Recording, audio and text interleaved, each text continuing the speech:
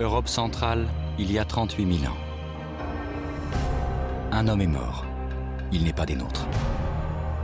C'est un homme de Néandertal, une espèce qui a régné sur ce continent pendant l'ère glaciaire et puis s'est éteinte.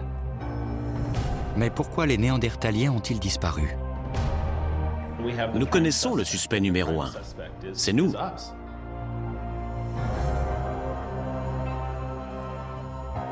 Pendant longtemps, les scientifiques ont cru que c'était nous, les hommes modernes, qui étions responsables.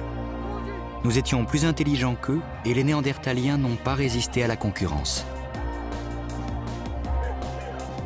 Mais l'histoire est-elle aussi simple? De récentes découvertes laissent entrevoir un scénario nettement plus fascinant. Il y a peut-être en vous, en moi ou en un grand nombre de gens des gènes néandertaliens. Une équipe internationale essaie aujourd'hui de décrypter le code génétique de l'homme de Néandertal. S'ils réussissent, les généticiens pourront nous révéler qui étaient vraiment ces hominidés et si leurs gènes survivent toujours en nous.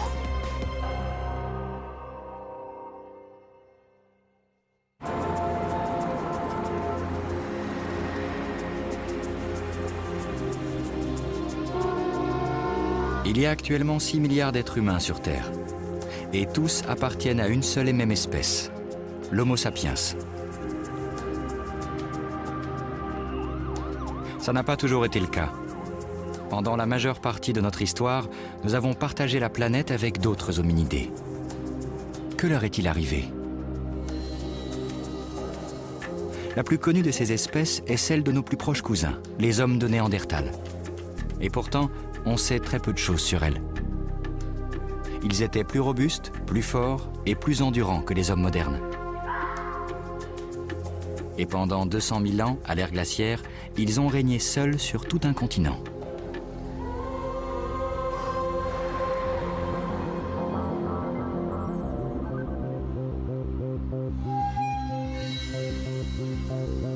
Les vallées d'Europe centrale constituaient les habitats de prédilection des hommes de Néandertal.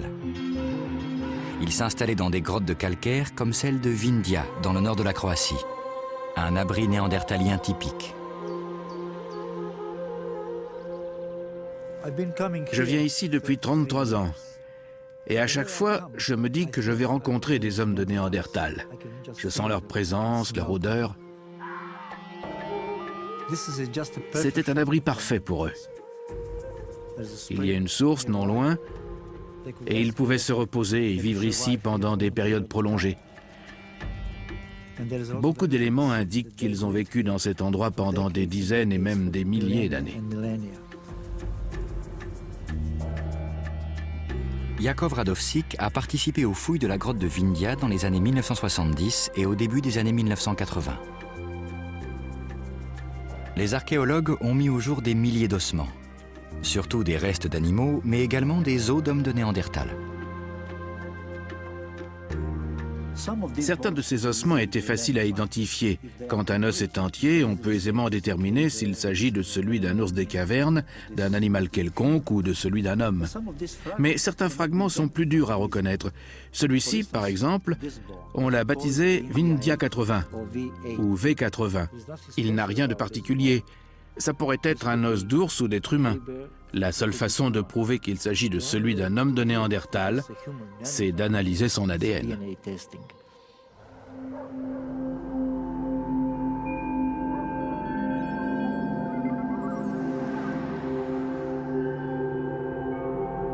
En 2005, le fragment V80 est expédié en Allemagne. Sa destination, l'Institut Max Planck de Leipzig.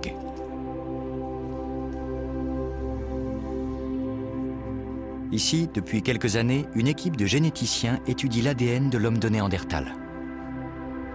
Les échantillons dont les chercheurs disposaient jusque-là n'ont livré que de minuscules fragments d'ADN, bien insuffisants pour reconstituer l'ensemble du génome.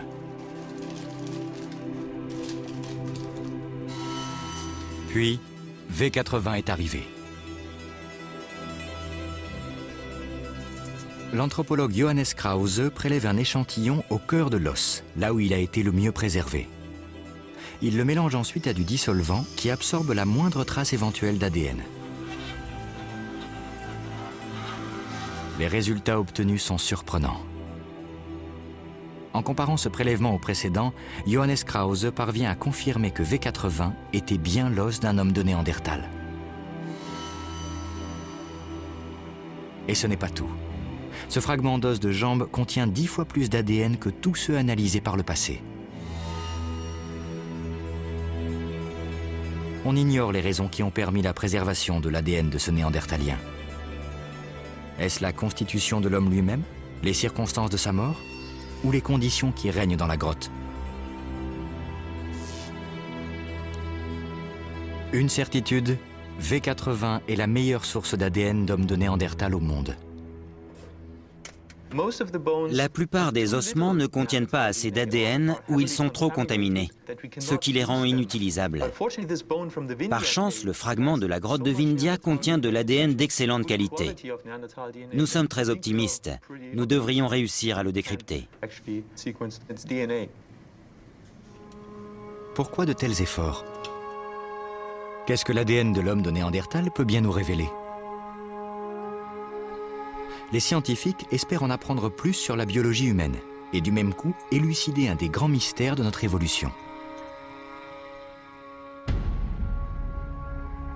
Depuis plus de 150 ans, les spécialistes s'interrogent sur le sort des hommes de Néandertal. Une question reste sans réponse. Pourquoi une espèce aussi forte et aussi robuste a-t-elle disparu? Jan Tattersall, un des plus grands anthropologues actuels, pense que nos ancêtres ont dû conduire les hommes de Néandertal à l'extinction.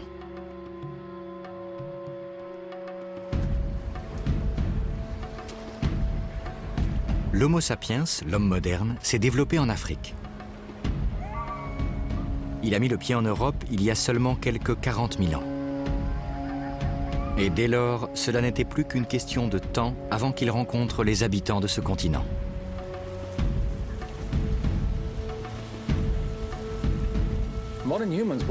Ces hommes modernes ont dû se retrouver face à des créatures de ce nouveau monde qui leur ressemblait fortement.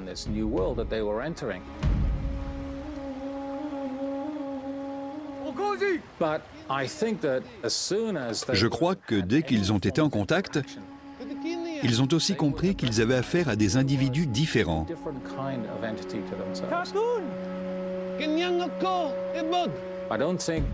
Je ne pense pas qu'ils se soient particulièrement identifiés les uns aux autres. Ils ont dû se dire qu'ils étaient en concurrence.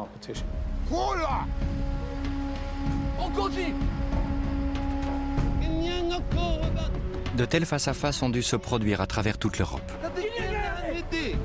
Mais que s'est-il passé ensuite? Les premiers hommes modernes ont-ils massacré les Néandertaliens? Ou leurs rapports ont-ils été plus complexes? Au lieu de les tuer, les hommes modernes les ont-ils simplement surpassés? Étaient-ils plus aptes à trouver des sources de nourriture plus variées?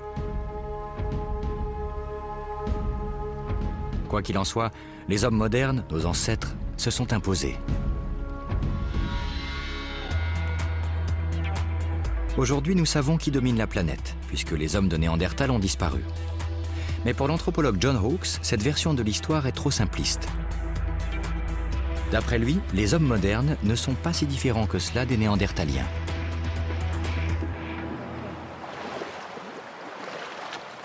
Nos ancêtres se sont peut-être montrés plus curieux qu'hostiles. Commencer par se battre serait de la folie. Vous n'êtes pas une organisation militaire en marche pour conquérir un territoire, mais un petit groupe.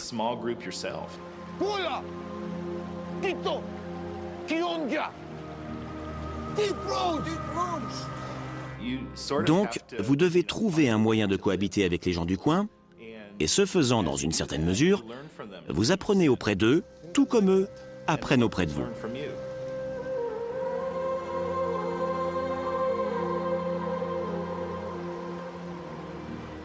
Parfois, j'ai un peu l'impression d'être l'avocat de la défense des hommes de Néandertal. J'essaye de voir de quelle façon ils nous ont côtoyés.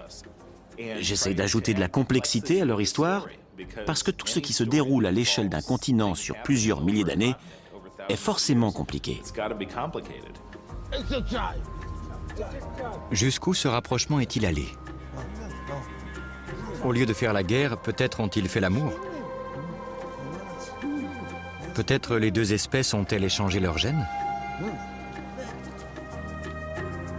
L'idée est séduisante, mais bien difficile à prouver. Les fossiles n'étant pas concluants, seul l'ADN peut apporter une réponse.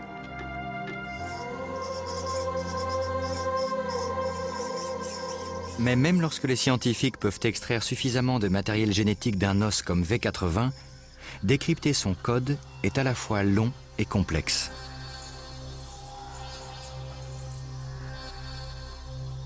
En utilisant les techniques conventionnelles, cela prendrait de nombreuses années. Pour accélérer le travail, il fallait donc une percée technique.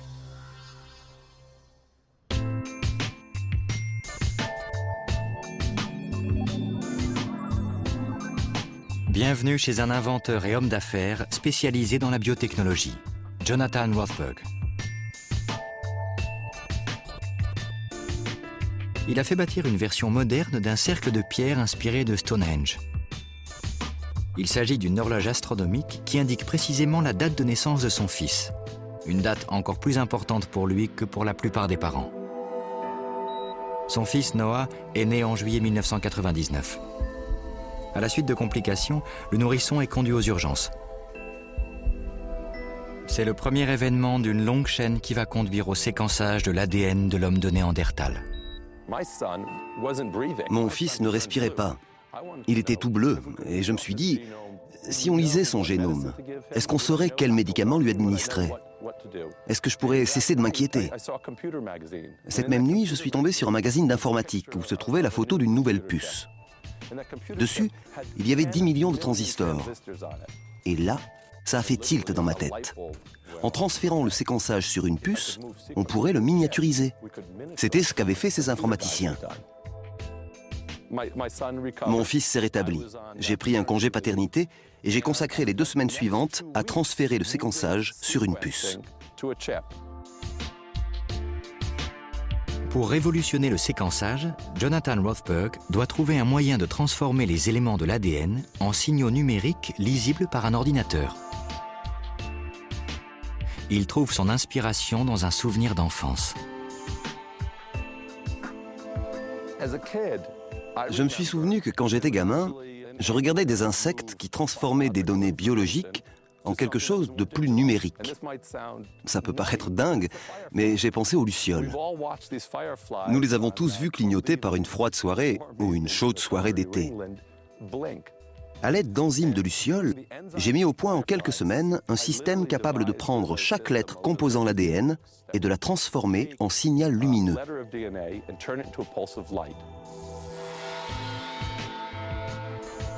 Quelques mois plus tard, Jonathan Rothberg dépose le brevet d'une nouvelle méthode de séquençage 100 fois plus rapide que les autres.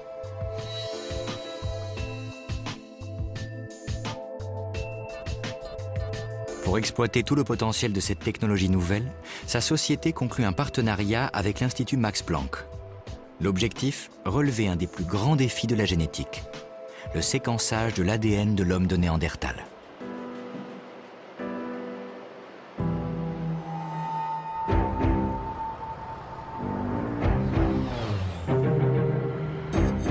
À l'été 2006, le Neanderthal Genome Project est lancé. Des échantillons d'ADN quittent Leipzig pour le Connecticut. Parmi eux se trouve le prélèvement vedette effectué sur l'os des grottes de Croatie. Les machines travaillent 24 heures sur 24. Elles passent au crible les milliards de composants ou particules de l'ADN. Chaque composant est identifié par une lettre. Pour séquencer le génome, il faut donc établir l'ordre et la place de ces milliards de lettres. Même si la technologie de Jonathan Rothberg est révolutionnaire, les travaux vont durer au moins 2 ans. Mais ils nous permettront peut-être enfin de comprendre la disparition de cette espèce.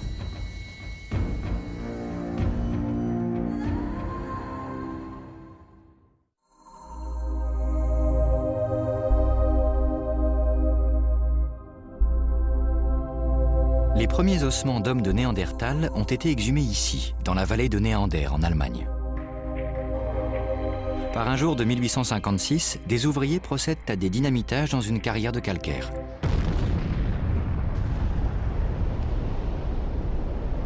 Ils mettent ainsi au jour une grotte dans laquelle on découvre 16 os. Il s'agit de ceux d'un corps humain, mais ils semblent bizarres, déformés. Un scientifique de l'époque déclare qu'il s'agit des restes d'un soldat cosaque atteint de rachitisme, mort au moment des guerres napoléoniennes. En réalité, ils sont nettement plus anciens et nettement plus intéressants. Il faut comparer ça à un roman policier. Ça commence toujours avec un mort, et il faut en découvrir la cause et les circonstances. C'est exactement la même chose avec les hommes de Néandertal. Des ossements ont été exhumés au XIXe siècle, on savait que ce n'étaient pas les mêmes que les nôtres, et qu'il s'était passé quelque chose. La théorie de l'évolution en est alors à ses balbutiements. Et les scientifiques cherchent des preuves démontrant que les hommes, comme les autres animaux, ont évolué à partir de formes de vie primitives. A priori, ces os sont la preuve qu'ils cherchaient, puisqu'ils appartiennent à un hominidé archaïque disparu. Ils le baptisent du nom de l'endroit où il a été découvert, la vallée de Néander, en allemand, Néandertal. C'est ainsi que commence un siècle et demi de spéculation. Et à chaque découverte, les scientifiques vont émettre des hypothèses différentes, voire contradictoires. Dans un roman policier, chaque nouveau témoin vous conduit sur une nouvelle piste. C'est exactement la même chose chez les scientifiques. On a tous des idées différentes, et à chaque fois qu'on découvre un nouvel indice, on élabore une nouvelle théorie. En 1908, un autre squelette d'homme de Néandertal est découvert à la Chapelle aux Saints, en Corrèze. Il est presque complet, et l'anthropologue Marcelin Boule en prend les mesures précises. Il commande également une représentation illustrée de cet hominidé.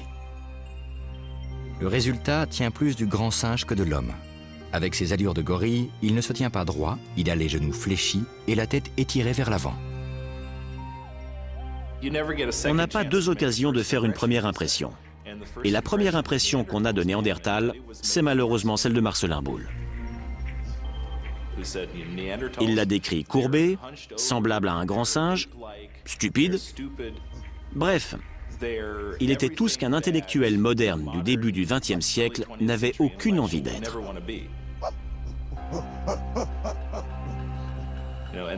Et l'image de cette différence énorme entre eux et nous est entrée dans notre imaginaire.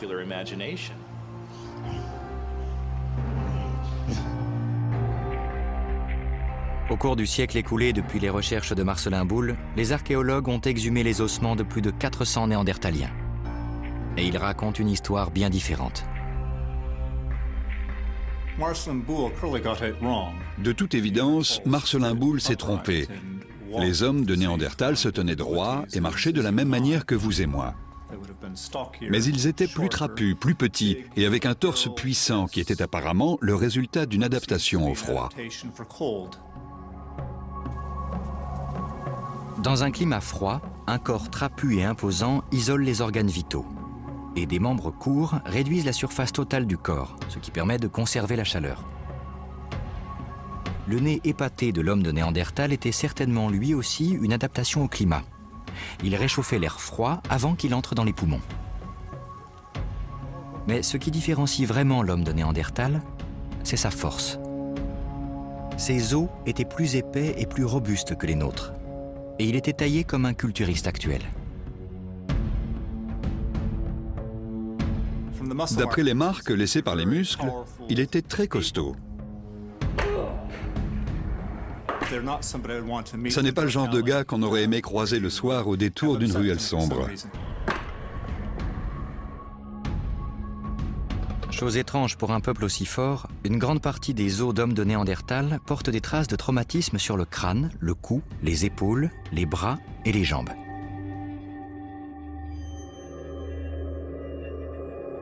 En cherchant un autre groupe humain, archaïque ou moderne, victime du même type de blessure, les scientifiques n'en ont trouvé qu'un, pour le moins inattendu.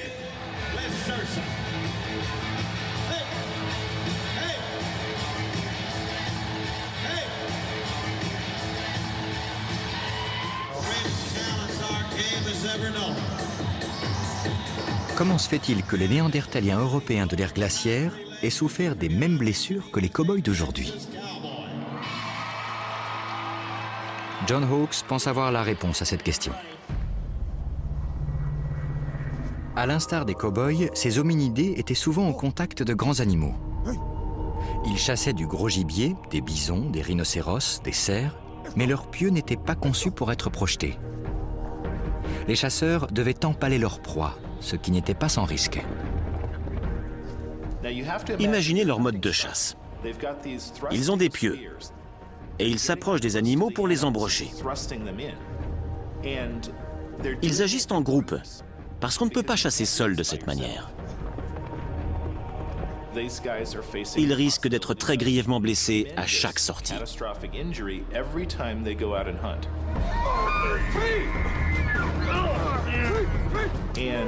Les lésions dont ils souffrent ressemblent énormément à celles des gens qui font du rodéo. Ils sont au contact des animaux, ils sont parfois sans défense face à eux et ils tombent. Ils se blessent donc à la tête, au cou, au tronc et au bras.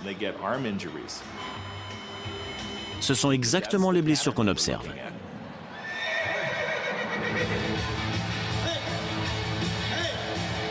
Les cow-boys sont certes les vedettes du rodéo, mais ils sont entourés par de grosses équipes de soutien. Et face à un animal de grand gabarit, l'union fait la force.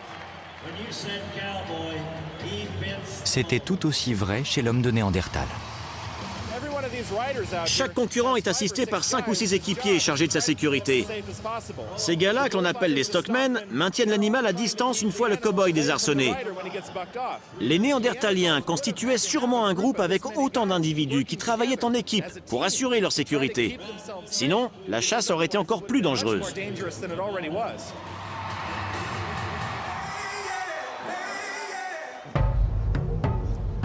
Si, comme certains scientifiques en sont aujourd'hui convaincus, ces hommes chassaient en groupe, s'ils collaboraient pour tendre des embuscades au gibier et pour éviter les blessures, c'est qu'ils étaient doués d'une certaine intelligence. Dès lors, on est bien loin du portrait de brute épaisse dressé par Marcelin Boule. Petit à petit, l'homme de Néandertal est réhabilité. Mais quelque chose entache toujours sa réputation. Un bon nombre d'ossements font apparaître des signes de fragmentation. Ils semblent avoir été fendus non pas accidentellement ou par des animaux, mais par d'autres Néandertaliens.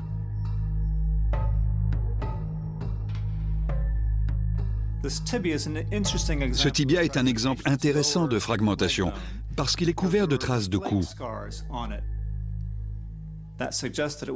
Ça signifie qu'il a été cassé alors qu'il était encore frais, très gras, c'est-à-dire juste après la mort. Il contenait encore sa moelle, et de toute évidence, il a été brisé par quelqu'un qui a voulu l'extraire du tibia. Depuis l'époque de Marcelin Boule, on accuse les hommes de Néandertal d'avoir été cannibales, sur la foi d'indices qui font l'objet d'un vif débat. Mais dans certaines régions d'Europe centrale, cette pratique était vraisemblablement courante. Les gens avaient souvent très faim pendant l'ère glaciaire et ils cherchaient toutes les sources possibles de viande, de protéines. Donc ils se dévoraient les uns les autres et ils allaient jusqu'à briser les os longs pour récupérer la moelle et la graisse qu'ils contenaient pour s'en nourrir.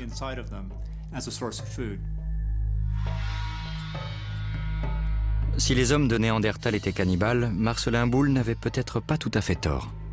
Ils étaient plus primitifs que nous et se comportaient plus comme des animaux que comme des hominidés évolués.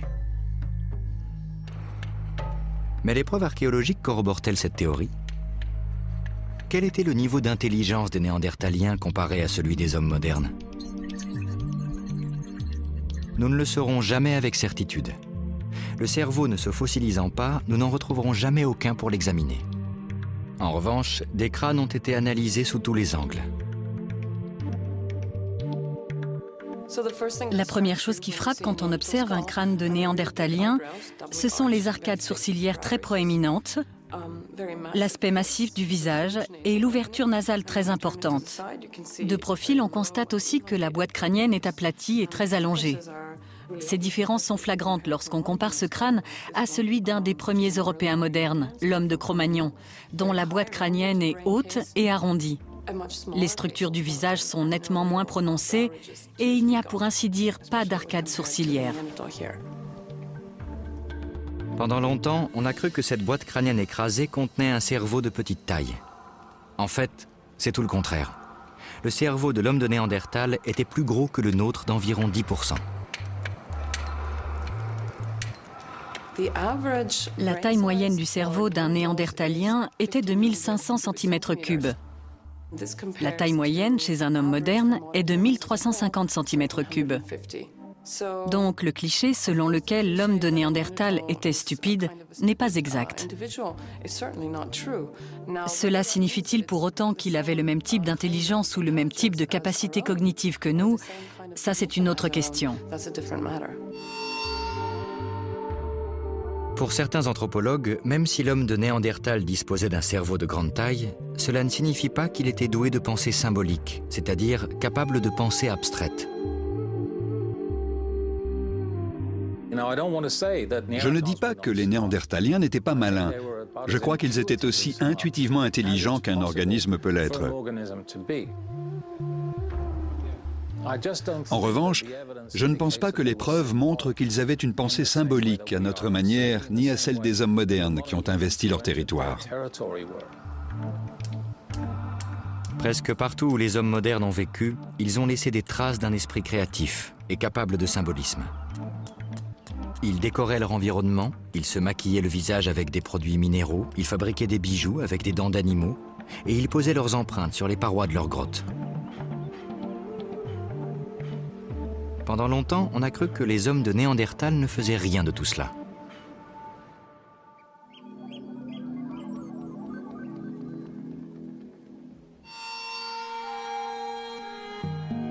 La preuve la plus spectaculaire de la créativité de nos ancêtres se trouve dans des grottes du sud de la France. Ces peintures rupestres extraordinaires, cachées sous la terre, ont été exécutées par des hommes modernes, peu après leur arrivée sur le continent européen. Bien que des hommes de Néandertal aient vécu dans la même région quasiment au même moment, ils n'ont pas laissé la moindre trace d'art de ce type. Pourtant, sur le site de pêche de Lazé, l'archéologue Marie Soressi a découvert quelque chose de fascinant. Cette grotte était jonchée de centaines de morceaux de dioxyde de manganèse. Et Marie Soressi pense savoir à quoi ils ont servi. Donc ce morceau de dioxyde de manganèse ne ressemble pas à grand-chose. Mais si on y regarde de plus près, on se rend compte qu'ici, on a une surface qui est très irrégulière et qui est la surface naturelle du dioxyde de manganèse. En revanche, ici, on a une facette qui est parfaitement plane. Or, si l'on regarde au microscope ce bord, on va se rendre compte qu'il y a ici des traces d'utilisation. Les archéologues ne connaissent qu'une seule utilisation au dioxyde de manganèse, celle de pigments décoratifs noirs. On peut penser qu'ici, il y a 40 000 ans, on avait donc un groupe de Néandertaliens qui, entre autres activités, se préparaient pour aller à la chasse et donc se décoraient peut-être le visage en traçant des lignes sur le visage de quelqu'un d'autre, d'un de leurs partenaires, et aussi des aplats de couleur noire sur ces visages. Oh mais... Quelle que soit l'origine de ces décorations, elles témoignent d'un esprit complexe. Et de fait, la ligne que l'on traçait jusqu'à présent entre les capacités cognitives des premiers hommes modernes et celles des Néandertaliens devient de plus en plus ténue et je ne suis pas sûre qu'elle existe encore. Le fossé entre Néandertaliens et hommes modernes semble donc se réduire. Les deux espèces sont même parfois si semblables qu'il est difficile de faire le distinguo entre les objets qu'elles ont laissés.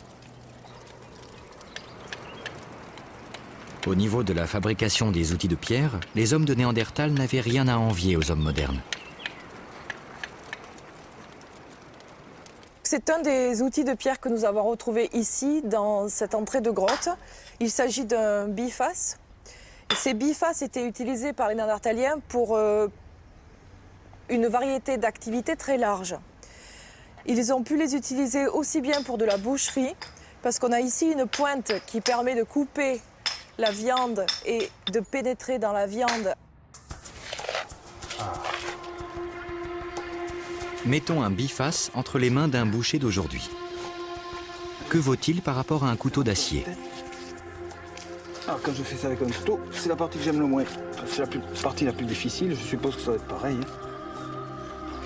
Mais ceci dit, ça marche très très bien.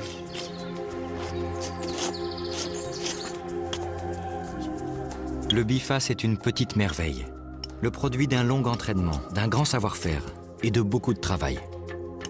Au total, il y a probablement au moins une centaine de coups qui doivent être portés sur la pièce pour l'obtenir. Et pour chacun de ces coups, le tailleur doit trouver le bon endroit où il faut taper. Et cet endroit est en général de quelques millimètres de large, si ce n'est pas de moins d'un millimètre de large. Ce type d'objet que l'on sait être extrêmement difficile à reproduire aujourd'hui et pour lequel un tailleur actuel met plusieurs dizaines d'années pour apprendre à reproduire ce type d'objet, nous montre que les capacités cognitives des Néandertaliens étaient au moins équivalentes aux nôtres. Plus nous découvrons son comportement, plus l'homme de Néandertal nous semble intelligent et plein de ressources. En un mot, moderne. Et même l'accusation de cannibalisme doit être revue. En effet, d'après certains scientifiques, si ces hominidés brisaient les os de leurs morts, ils le faisaient peut-être pour des motifs plus nobles que la faim.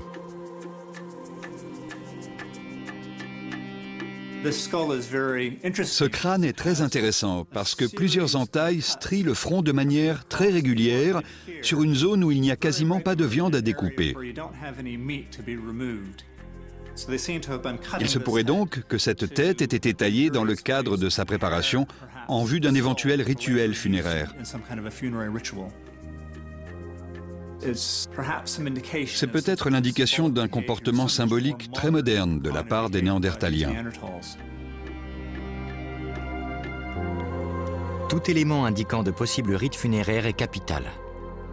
Il laisse entendre que leur esprit avait conçu un au-delà et qu'il était donc capable de pensée abstraite. Peut-être avait-il un esprit comme le nôtre. Mais s'ils étaient vraiment si proches de nous, où se placent-ils dans notre arbre généalogique ?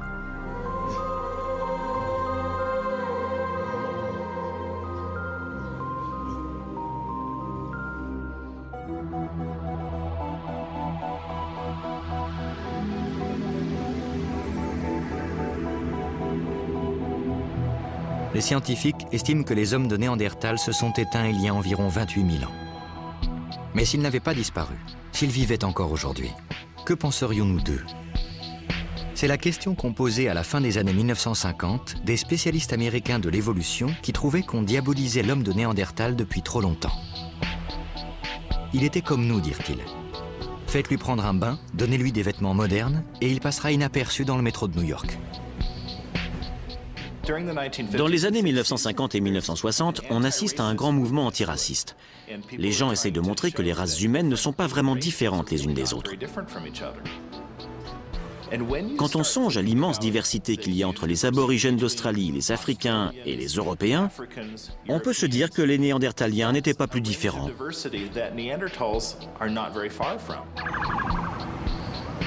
La conception traditionnelle voulait que l'homme de Néandertal soit une espèce inférieure, un cul-de-sac de l'évolution. Mais à cette époque, les scientifiques commençaient à insister sur les similitudes entre lui et l'homme moderne. Certains allaient même jusqu'à dire que les Néandertaliens étaient nos ancêtres et que l'Homo sapiens en est un descendant direct.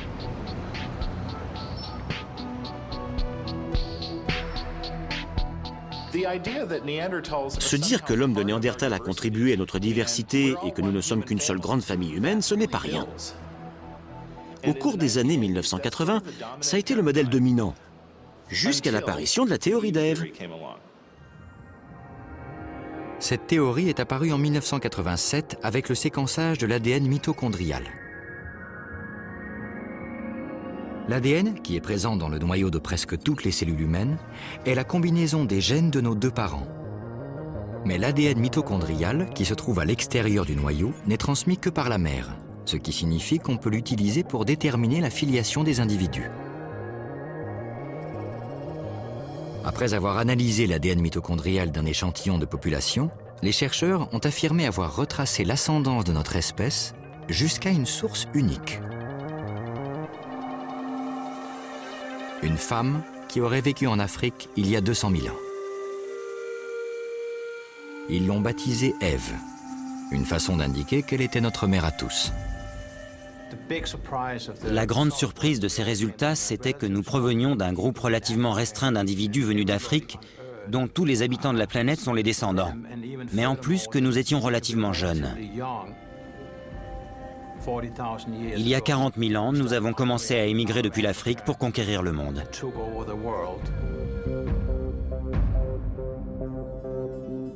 Pour la première fois, il était possible de dresser l'arbre généalogique de toute la race humaine. L'évolution des différentes espèces s'étalait ainsi sur 2 millions d'années. Et au sommet de l'arbre trônait notre espèce, l'Homo sapiens, bien séparée de toutes les précédentes.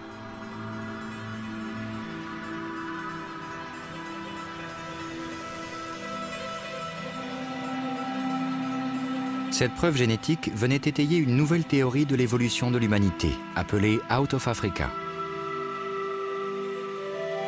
Selon cette dernière, les Homo sapiens, les hommes modernes, ont évolué dans une petite région d'Afrique de l'Est il y a quelques 200 000 ans. Au fil du temps, la population s'est multipliée et ces hommes dits modernes ont quitté l'Afrique pour coloniser le monde. Partout où ils sont entrés en contact avec les hommes archaïques, ils ne se sont pas mélangés à eux. Ils les ont remplacés. En Europe, cela signifie qu'ils ont supplanté les Néandertaliens.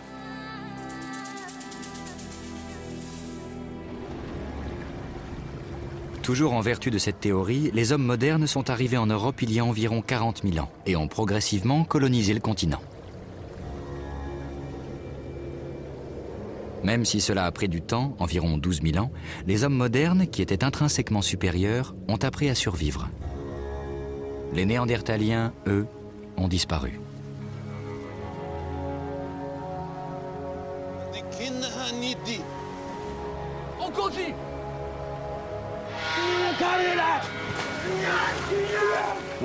Dire qu'il y a eu remplacement de population est un euphémisme.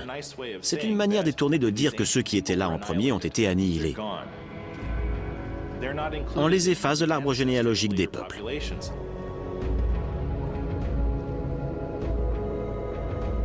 Les Néandertaliens ont donc dû se replier dans les coins les plus reculés du continent, en direction de l'ouest, pour fuir les hommes modernes, jusqu'à ce qu'ils n'aient plus nulle part où aller.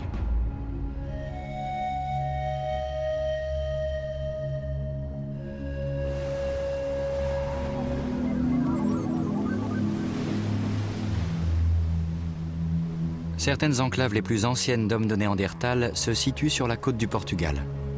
Mais même ici, les hommes modernes ont fini par les débusquer.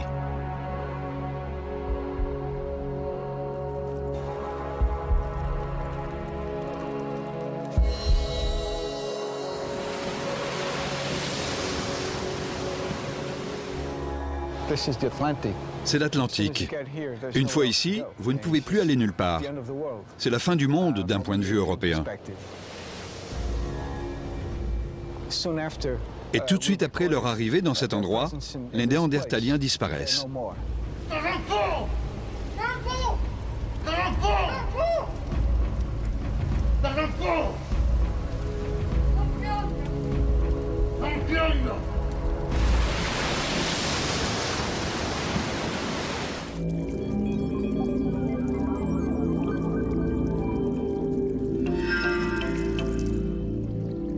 Après la mort des derniers Néandertaliens il y a 28 000 ans, les hommes modernes ont donc l'Europe pour eux tout seuls.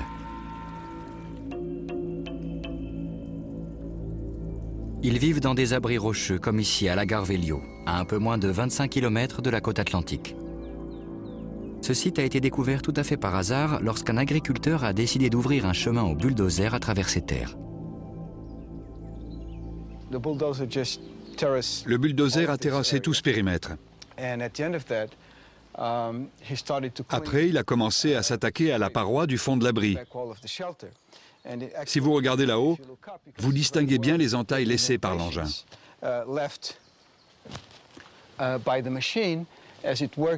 Il a creusé en partant du haut de cette partie saillante.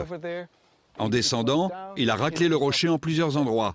Mais ici, il y avait un recoin. Il a donc creusé comme ça avant de repartir par là-bas. Et il s'est arrêté. Le bulldozer vient de mettre au jour un site funéraire logé dans le recoin de la paroi. En décembre 1998, des archéologues portugais commencent les fouilles. Ils découvrent le squelette d'un jeune garçon mort il y a 24 500 ans, c'est-à-dire bien après la date supposée de l'extinction des Néandertaliens. Très bien conservé, ce squelette est presque intact. On voit que le bulldozer a attaqué la roche ici et ici. Et le squelette était juste là. La machine n'est passée qu'à quelques centimètres. Elle a bien failli tout détruire. Le fait qu'on ait trouvé ce squelette est véritablement un miracle.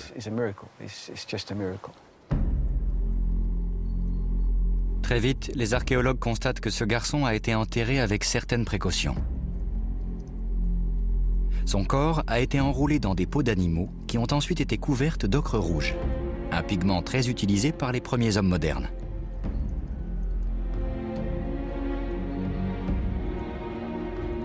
Une seule branche de pin a été brûlée, vraisemblablement pour purifier la sépulture au cours d'un rituel.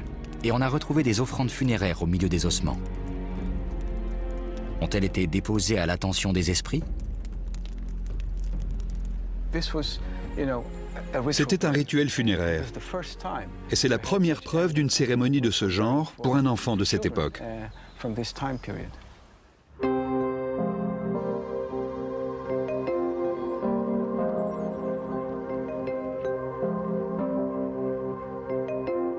La découverte d'un vestige aussi intéressant attire l'attention d'Eric Trinkhaus, un spécialiste de l'anatomie des hommes préhistoriques.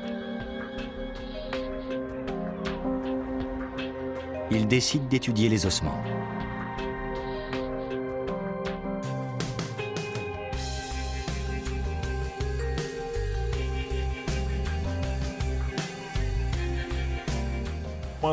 Une des premières choses que j'ai regardées, c'est la mâchoire inférieure. Il y a une rangée de dents de lait et des dents définitives en cours de croissance, ce qui indique qu'il s'agissait d'un enfant de 4-5 ans. Une des principales caractéristiques, c'est le menton très saillant, typique de l'homme moderne. Mais après, j'ai remarqué que la partie inférieure des jambes était terriblement réduite par rapport à la taille de l'individu. Si on compare la taille de l'os de la partie inférieure de la jambe à celui de l'os de la cuisse, on voit qu'il est nettement plus court. Chez un homme moderne, le sommet de cet os arriverait ici. La partie inférieure de la jambe serait plus longue proportionnellement à la cuisse. Mais ce n'est pas le cas ici. En revanche, ces mesures correspondent parfaitement à celles qu'on trouve chez les enfants néandertaliens du même âge. Ça ne m'a pas frappé tout de suite, mais j'ai ruminé ces éléments et j'ai fini par me dire, on dirait un néandertalien. Ce garçon de type moderne est mort 3500 ans après la disparition supposée de l'homme de Néandertal. Dans ce cas, comment peut-il avoir des membres aux proportions aussi étranges? L'explication fascinante d'Eric Trinkhaus prête à controverse. Les ancêtres de cet enfant ont dû s'accoupler avec un homme ou une femme de Néandertal. Il n'y avait pas beaucoup de gens, ils étaient tous sales, tous puants, c'était tous des êtres humains. Donc, pourquoi pas? Vive le sexe!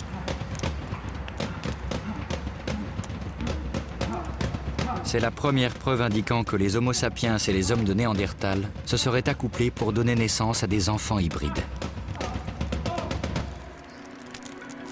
Cette nouvelle fait la une dans le monde entier. Ces deux types d'hominidés ont peut-être été amants et non ennemis. Beaucoup d'anthropologues sont stupéfaits, car si elle est avérée, cette thèse va faire voler en éclats ce qu'on sait de notre évolution. En vertu de la théorie Out of Africa, l'homme moderne a tout simplement remplacé celui de Néandertal. Il n'y a pas eu échange de gènes. Par conséquent, il ne peut pas y avoir eu d'hybride. Pour moi, il ne s'agit que de la sépulture d'un enfant. Il n'y a rien qui m'incite à voir un métissage avec un néandertalien. À mon avis, c'est une simple erreur d'interprétation.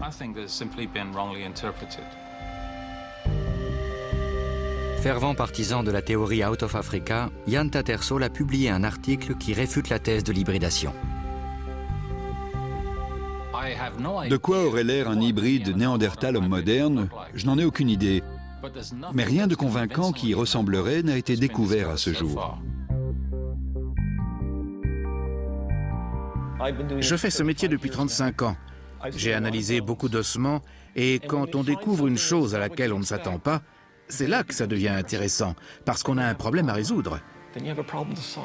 Si on trouve toujours ce à quoi on s'attend, autant aller boire un café. Pourquoi se casser la tête? Eric Trinkaus et son collaborateur Joao Ziliao sont donc partis à la recherche de preuves supplémentaires d'hybridation. Cette quête les a menés à la grotte de Oas, en Roumanie. Il n'y a pas beaucoup de place. Joao Ziliao est obligé de plonger tous les jours pour accéder au site des fouilles. Il a surtout découvert des os d'ours des cavernes. Regarde, il est entier. Ça paraît humain, ça, là-dessous. Au milieu des restes d'animaux, il a découvert 2 hommes modernes vieux de 40 000 ans. On dirait un morceau d'os occipital. Ce sont les vestiges les plus anciens d'Homo sapiens découverts en Europe. Eric et moi nous sommes lancés dans ce projet en Roumanie. Et figurez-vous qu'on a trouvé la même chose. Une mosaïque de caractéristiques de l'homme moderne et de celui de Néandertal chez 2 individus. Donc, on n'avait plus seulement un spécimen, on en avait 3. Eric Trinkaus décide d'analyser des échantillons nettement plus importants d'hommes modernes. Et il trouve de nombreuses traces d'hybridation. Si vous examinez minutieusement ces corps, vous découvrez une caractéristique néandertalienne ou un élément archaïque qui ne devrait pas apparaître chez un homme moderne. Le genre de petit détail qui vous dit « le premier n'était pas un exemple isolé ». C'est une approche résolument différente de l'histoire humaine. Quand les premiers hommes modernes ont quitté l'Afrique pour coloniser l'Europe et qu'ils ont rencontré les Néandertaliens, ils ne les ont pas éliminés, mais assimilés. Les 2 populations n'en ont plus fait qu'une. Là où la théorie Out of Africa met l'accent sur la concurrence, celle de l'absorption le met sur les moyens qu'ont trouvé ces 2 espèces humaines pour coexister.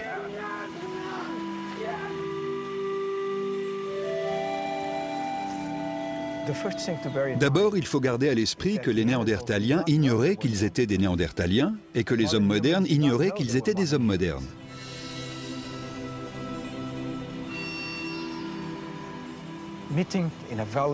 En tombant nez à nez dans une vallée en Roumanie, en Allemagne ou au Portugal, ils ont dû se dire « Ce bonhomme n'est peut-être pas tout à fait comme moi, mais est-ce que je peux m'allier à lui? Est-ce que je dois le combattre? Est-ce que je dois être en bons termes avec lui ?» Je pense que le métissage, à un certain degré, était inévitable. L'hybridation a-t-elle vraiment eu lieu? 2 espèces humaines pouvaient-elles avoir ensemble des enfants viables? Si cela était le cas, l'hybridation était-elle répandue ou non? Quels sont les facteurs indispensables qui permettent à 2 espèces différentes de se reproduire?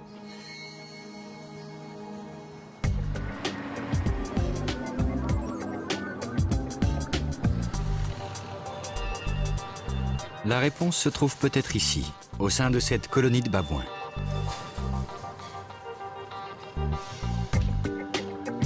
Comme nous, les babouins sont des primates sociaux intelligents.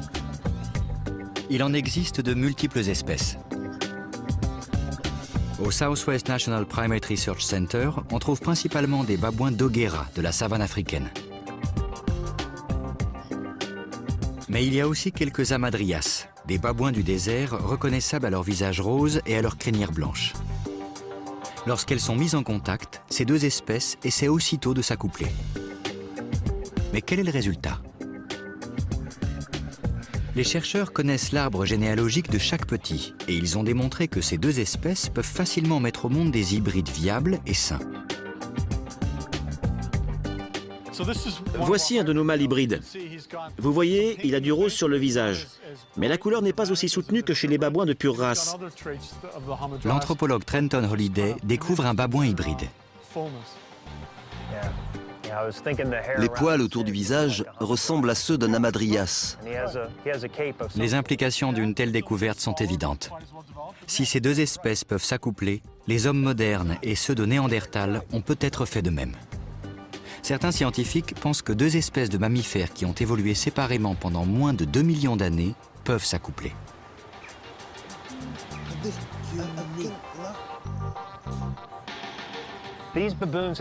Ces babouins se sont séparés il y a entre 500 000 et 1 800 000 ans.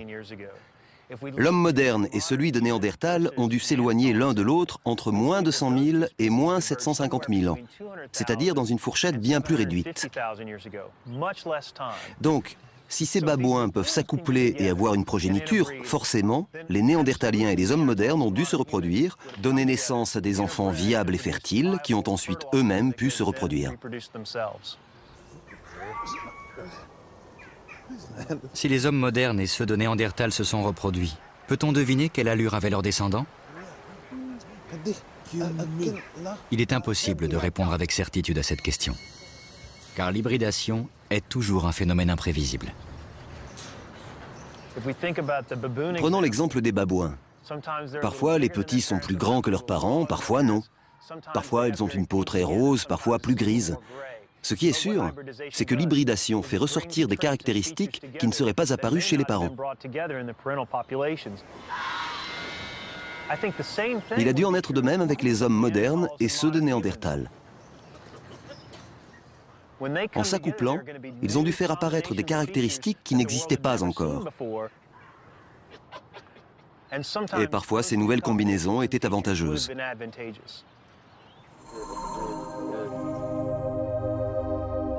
Les chercheurs ont découvert des caractéristiques de cette nature chez les babouins hybrides, principalement au niveau de la denture. Chez 50% des mâles hybrides, on a constaté la présence de molaires supplémentaires. Dans de nombreux cas, il n'y en avait pas qu'une, mais une de chaque côté. Chez un spécimen, on a même découvert 2 canines de part et d'autre de la mâchoire. C'est très rare. Ça prouve que lorsque 2 espèces de babouins s'accouplent, ça augmente le nombre de variations de caractère au sein de la population hybride. Ça accélère le processus d'évolution parce que la sélection naturelle exige de telles variations. Plus il y a de variations, plus la sélection se fait rapidement. La même chose s'est-elle produite au cours de l'histoire humaine? L'hybridation a-t-elle stimulé notre évolution? Il est évident pour quiconque se promenant dans la rue qu'il y a un nombre incroyable de variations au niveau des caractéristiques superficielles. Pigmentation, forme des cheveux, couleur des yeux, forme du nez. Et de plus en plus de caractéristiques génétiques de ce genre ne peuvent pas s'expliquer après seulement 40 000 ans d'évolution. Si les hommes modernes ont quitté l'Afrique il y a 40 000 ans et colonisé le monde, toute la diversité de nos populations est apparue depuis cette date. Or, pour certains scientifiques, cette durée n'est pas suffisante. En revanche, si les hommes modernes ont quitté l'Afrique et se sont mêlés aux populations humaines existantes, ce métissage a donné un coup de pouce à la sélection naturelle et largement accru la diversité.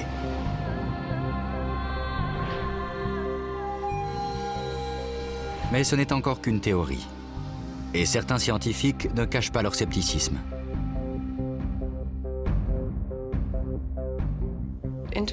Les croisements ont dû être possibles, au moins à un certain niveau.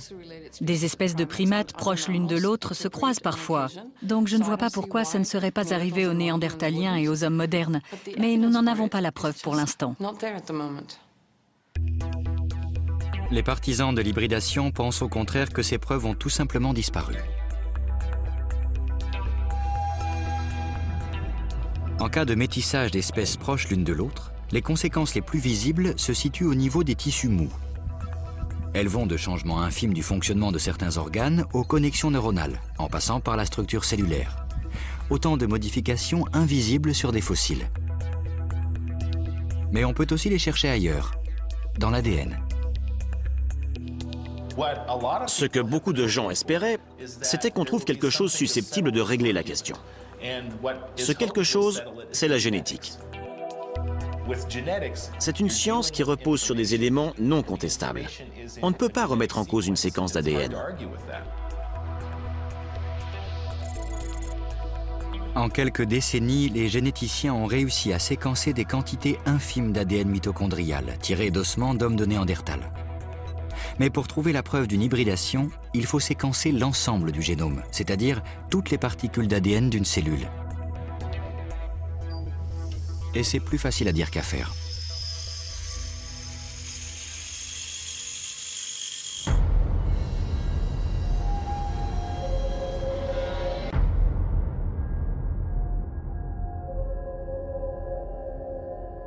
Qu'arrive-t-il à l'ADN quand on meurt? Combien de temps survit-il? Une semaine? Une année? 38 000 ans?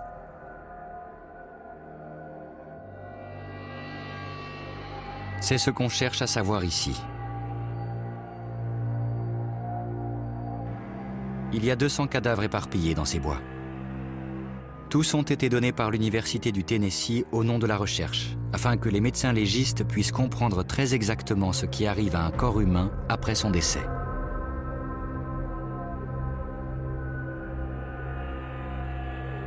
Certains sont inhumés dans des fosses peu profondes. D'autres sont déposés en surface et simplement recouverts d'une bâche de couleur noire. Spécialiste en chimie médico-légale, Bruce McCord étudie les effets de la décomposition sur l'ADN.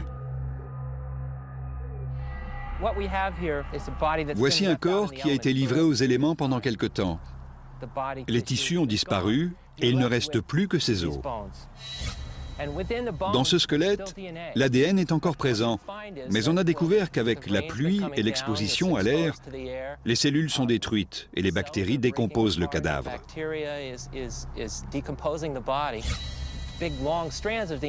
Les longs brins d'ADN sont scindés en petits tronçons au cours de ce processus qui dure quelques semaines. Après la mort, l'ADN se décompose rapidement en fragments qui sont 1 million de fois plus petits que pendant l'existence.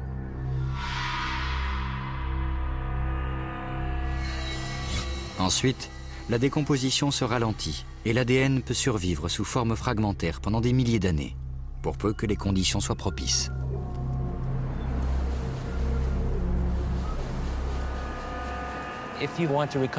Pour récupérer un ADN ancien, il faut avoir la chance de découvrir un site où l'oxygène et l'humidité peuvent difficilement s'insinuer à l'intérieur d'un os pour le décomposer et où les températures ne sont ni très élevées ni très basses.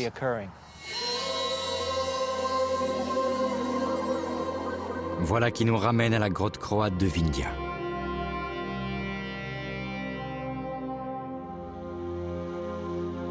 Les ossements mis au jour ici en 1980 par les archéologues n'avaient à l'origine rien de bien remarquable.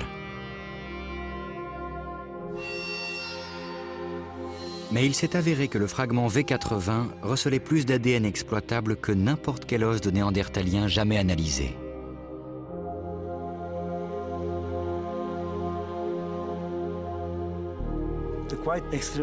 La richesse extraordinaire de cet os nous apprend qu'il régnait des conditions particulières dans cette grotte qui ont permis la conservation de l'ADN.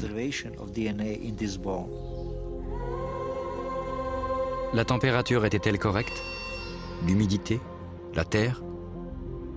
Toujours est-il que cela ne fait pas tout, car les autres ossements découverts dans cette grotte n'ont pas fourni autant d'ADN. V80 avait quelque chose de particulier et sa forme fragmentée est peut-être un indice. Si les Néandertaliens de cette partie de l'Europe pratiquaient le cannibalisme, que ce soit pour des raisons alimentaires ou rituelles, ils brisaient les os et les débarrassaient de leur chair. Si V80 a subi un tel traitement, cela pourrait expliquer pourquoi son ADN est aussi bien préservé. Une fois toutes les matières organiques enlevées, cet os n'avait plus grand intérêt pour les animaux, les insectes ou les microbes. En conséquence, son ADN s'est détérioré moins vite.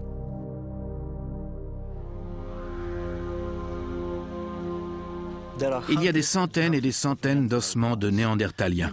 On peut en examiner beaucoup pour trouver de l'ADN, mais seul celui-ci peut nous permettre de percer le secret du génome de l'homme de Néandertal.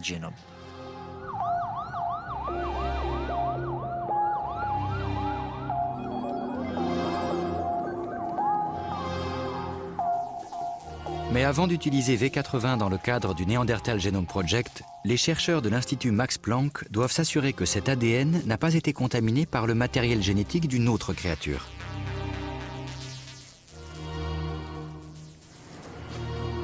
Ces scientifiques travaillent dans des laboratoires stériles pour que leur propre ADN ne vienne pas jouer les troubles faits.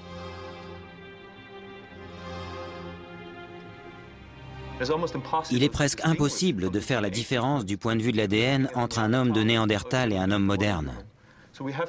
Nous travaillons donc dans des conditions de stérilité maximale. Je porte ces vêtements de protection non pas pour me protéger des échantillons, mais pour les protéger, eux, de mon ADN.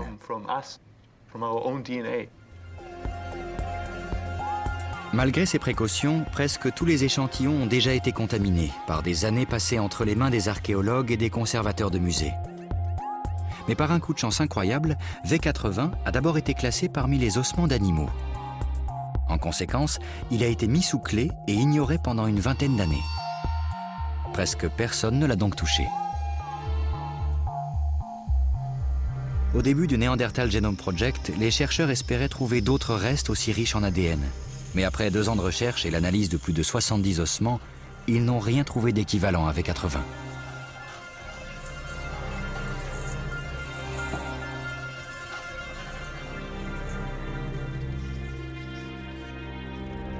Les conditions qui régnaient dans la grotte, les circonstances de la mort, l'erreur de classification, tous ces éléments mis bout à bout expliquent pourquoi V80 est unique en son genre. Et le succès du Neanderthal Genome Project dépend uniquement de lui.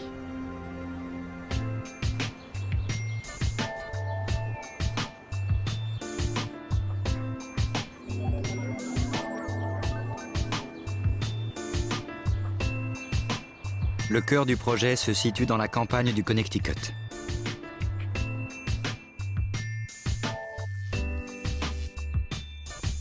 Le système révolutionnaire du séquençage de l'ADN qui a été mis au point ici s'appuie sur une enzyme produite par la luciole, la luciférase.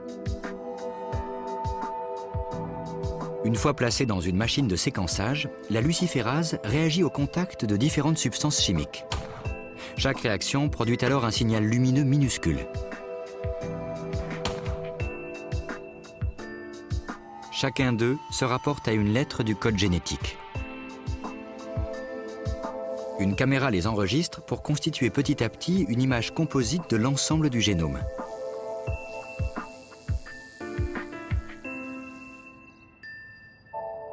Ce système de séquençage est 100 fois plus rapide que ses prédécesseurs. Mais malgré tout, le défi technique qui consiste à décrypter le génome de l'homme de Néandertal reste énorme.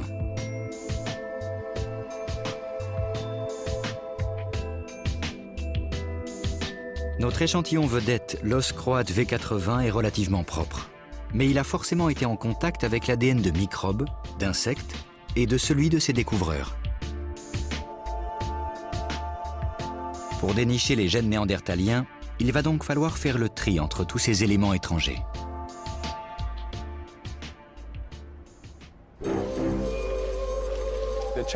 Le défi que représente le séquençage du génome de l'homme de Néandertal ressemble beaucoup à celui-ci. Une vingtaine de romans ont été passés à la broyeuse. Les bouts de papier obtenus ont été mélangés avec ceux de Guéret-Pey. Et l'opération est d'autant plus compliquée que je ne connais pas les textes de ces 20 livres et que je ne dispose pas non plus du texte de référence de Tolstoï. Donc, je dois récupérer tous ces fragments, les lire, déterminer lesquels proviennent de Guéret-Pey et lesquels proviennent des autres romans. Faire le séquençage du génome de l'homme de Néandertal est tout aussi ardu. Il faut isoler quelques 3 milliards de lettres dans un fatras gigantesque. Nous ne pouvons pas nous offrir le luxe de prélever simplement les lettres, les mots ou les paragraphes de Néandertal. Nous devons trier 60 milliards de lettres pour déterminer les 3 milliards qui nous intéressent. Ensuite, il faut les assembler sous forme de gènes, puis de chromosomes, pour obtenir le génome de l'homme de Néandertal.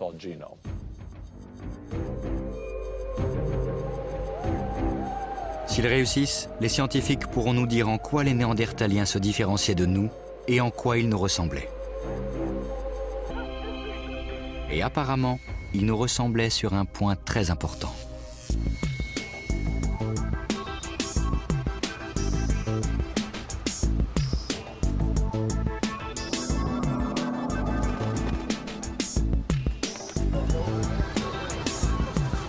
Pendant des siècles, philosophes et scientifiques se sont demandé ce qui différenciait les humains des autres créatures. Systématiquement, ils se sont concentrés sur le langage. Il nous permet de communiquer, de s'organiser, d'avoir une vie sociale plus développée qu'aucun autre animal. D'après les généticiens, il devait s'agir d'une capacité qui nous est inhérente. Quelque part, dans notre ADN, devaient se trouver des gènes responsables du langage. Il n'y avait qu'à les trouver. Cette recherche a conduit des scientifiques chez les Kearney, dans l'ouest de Londres. La moitié de cette famille nombreuse souffre d'un trouble du langage assez rare.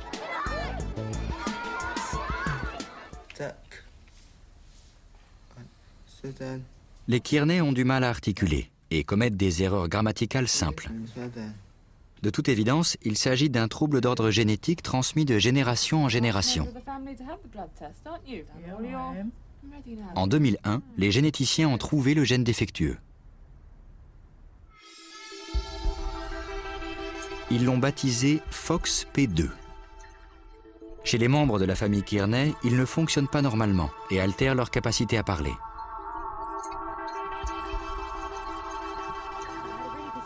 Ce gène est pourtant très important pour nous.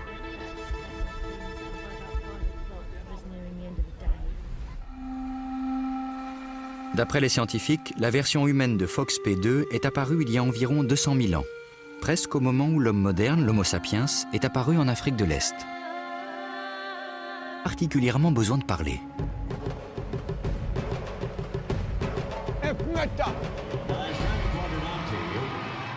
Pour John Hawkes, on peut trouver un début d'explication avec le rodéo. Pour attaquer une bête sauvage, que ce soit pour s'amuser ou se nourrir, il faut travailler en équipe. Il y a un acteur principal et des seconds rôles chargés de distraire et de surveiller l'animal. Mais encore faut-il pouvoir communiquer pour coordonner les actions de chacun.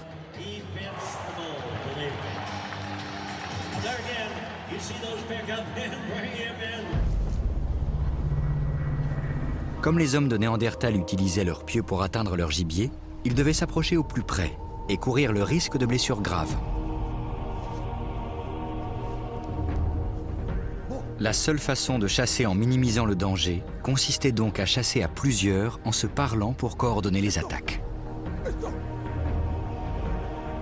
On peut donc imaginer qu'ils savaient communiquer. Il faut savoir exactement qui va faire quoi, quand et comment les autres vont réagir en fonction des mouvements de l'animal. Il faut coopérer de manière très étroite. Cette nécessité va déclencher des adaptations du cerveau qui vont s'avérer utiles pour la descendance.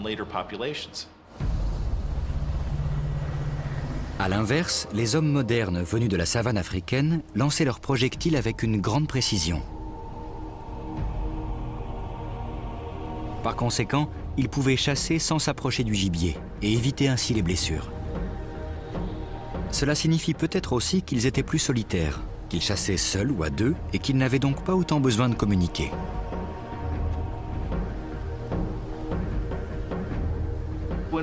Si on analyse les méthodes de chasse des hommes modernes, on constate que ces derniers étaient plus indépendants. Ils pouvaient survivre de manière individuelle, alors que les hommes de Néandertal étaient obligés de coopérer. Ils devaient le faire pour tuer de grands animaux avec la technologie dont ils disposaient.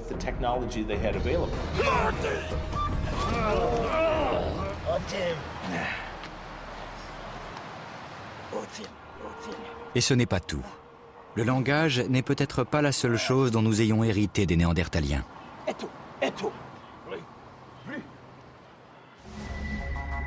Deux autres gènes participant au développement du cerveau ont été découverts récemment dans l'ADN des hommes modernes.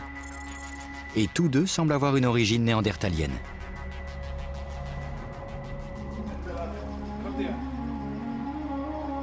Les premiers hommes modernes à arriver en Europe il y a 40 000 ans étaient malins, intelligents et capables. Mais ils ne disposaient peut-être pas de la gamme de capacités mentales que nous avons aujourd'hui. Ce n'est qu'en se mêlant à des hommes archaïques, comme ceux de Néandertal, que leur cerveau s'est affiné pour devenir réellement moderne.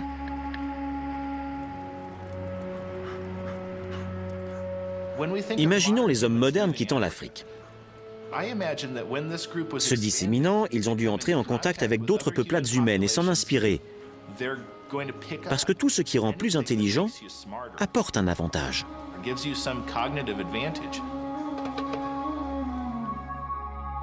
Pour beaucoup d'anthropologues, cet argument est irrecevable. Ils pensent que les preuves génétiques sont encore trop récentes et trop incomplètes pour prouver qu'il y a eu croisement.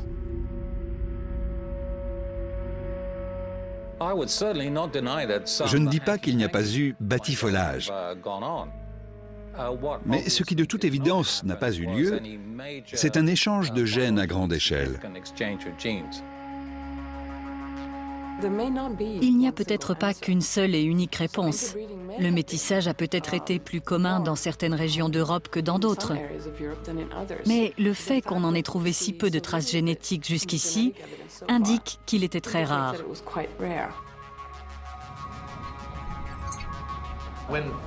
Certains disent que le croisement n'a pas dû arriver souvent. Mais même en toute petite quantité, il permet aux caractéristiques avantageuses de se transmettre au sein de la population. Donc, cette petite quantité de croisement, si tant est qu'elle ait été petite, a été suffisante pour produire un effet durable très important.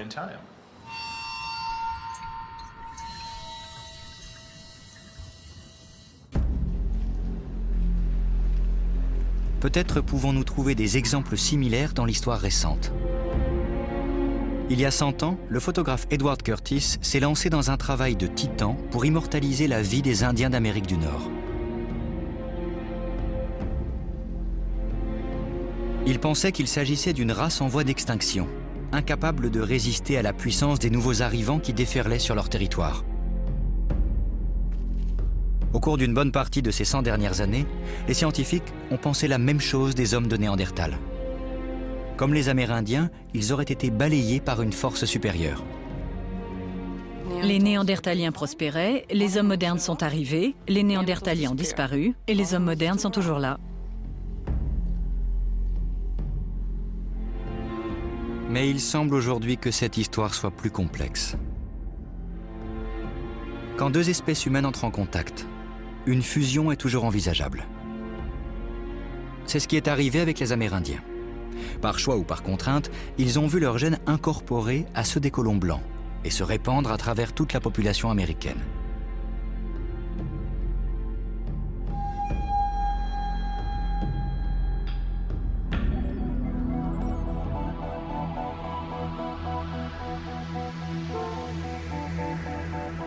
De nos jours, les Amérindiens ont disparu d'une ville comme New York.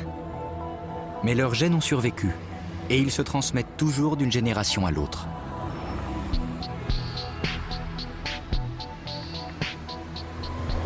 Prenez Manhattan. Il y a 400 ans, cette île appartenait exclusivement aux Indiens d'Amérique. De grandes quantités d'immigrants sont arrivés ici, d'Europe, d'Afrique, puis de partout. Ils ont bâti une des plus grandes villes du monde, si bien que les traces des premiers habitants sont difficiles à trouver. Pourtant, ces anciens habitants ne sont pas partis. Les Amérindiens sont toujours parmi nous.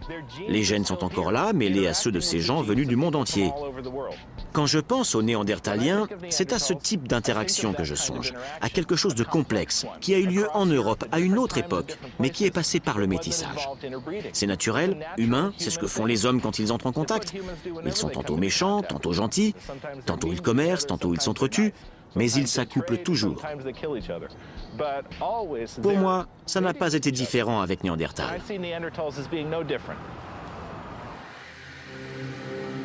Pendant plus d'un siècle, les scientifiques ont considéré l'homme de Néandertal comme une espèce à part.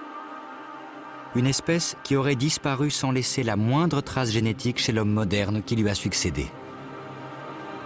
Nous sommes obsédés par Néandertal, par nous-mêmes et par l'extinction. Mais cette dernière n'a rien d'extraordinaire. L'extinction est un phénomène normal qui se produit tout le temps. Au moins 99% de toutes les espèces qui ont existé un jour ont disparu. Il n'y a donc pas de quoi chercher des explications particulières.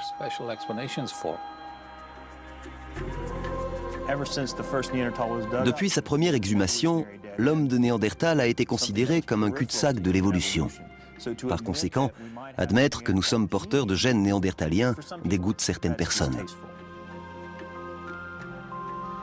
Mais au cours de la décennie écoulée, le débat a changé. Aujourd'hui, les scientifiques s'intéressent plus aux points communs entre nos deux espèces qu'aux différences. Ils croient que nous étions tous deux doués de pensée, que nous avions des capacités similaires, que nous fabriquions les mêmes objets, et que rien sur le plan biologique ne nous empêchait de nous accoupler.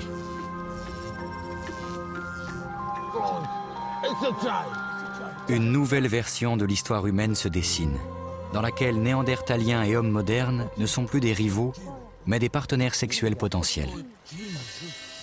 Et tout à coup, le mystère de l'extinction des Néandertaliens est résolu. Il n'y a jamais eu d'extinction. Les Néandertaliens ont été assimilés et leurs gènes se sont dilués dans le patrimoine génétique des hommes modernes. La version la plus spectaculaire de l'histoire est celle où l'homme de Néandertal fuit pour se cacher des premiers hommes modernes qui veulent le tuer. Celle où nos ancêtres arrivent et prennent le continent par la force. Mais l'autre version, celle dans laquelle ces Néandertaliens sont absorbés petit à petit, est plus fascinante. Parce que du coup, il y a peut-être en vous, en moi ou en un grand nombre de gens des gènes néandertaliens. Et ça, c'est passionnant. Cela n'est peut-être pas tellement tiré par les cheveux de penser que si les hommes de Néandertal vivaient encore, ils passeraient inaperçus dans le métro new-yorkais.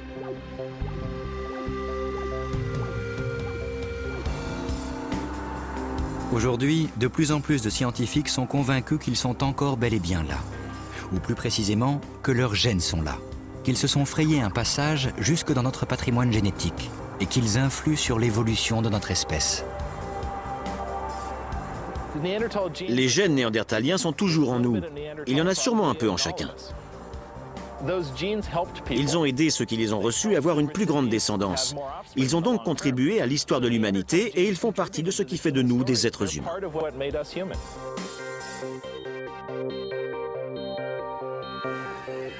Dans le Connecticut, les machines à séquencer continuent de faire le tri dans des milliards de particules d'ADN. Chaque jour, les scientifiques décryptent un peu plus le code génétique de l'homme de Néandertal.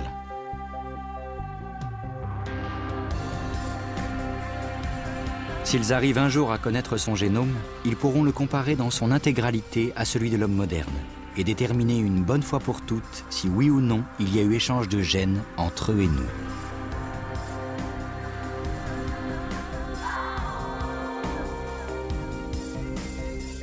Il y a 38 000 ans, un homme gisait mort dans une grotte d'Europe centrale. Nous ignorons presque tout de lui et de ce qu'il a tué. Mais grâce à son ADN, nous connaîtrons peut-être un jour le sort de toute son espèce. Celle de nos cousins, les hommes de Néandertal.